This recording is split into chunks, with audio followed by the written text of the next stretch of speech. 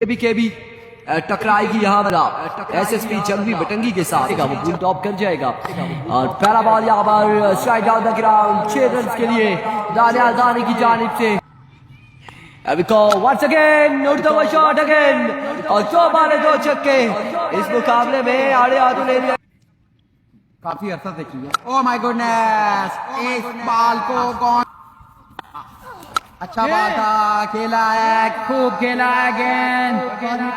A B कौन button के गेंद इसी नाम में कौन बटन के गेंद इसी नाम में यार शांत यार बाकी है फैजी चाचा दौड़े धीमे धीमे कदमों ब्रेक किया पहली बॉल पे मिड विकेट की बाउंड्री दबाया इतना लंबा छक्का ये मैच जीतना ओह माय गुडनेस पहला ओवर लिए बिल्कुल बड़ी शानदार गेंदबाजी करते हैं, फास्ट एंड फ्यूरियस बॉलिंग से जाने जाते हैं दानियाल अब्बासी लिए अपने ओवर का थोड़े तेज हुए। पहला बॉल स्विंगर्स में टारगेट जोड़ा है को दानियाल वंस अगेन इस बार बॉल की स्क्रीन पर दुआ कीजिएगा हमारे लिए। इस बार अच्छा बॉल था अब्दुल रहमान इसी सामने फील्डर बाजू तानिया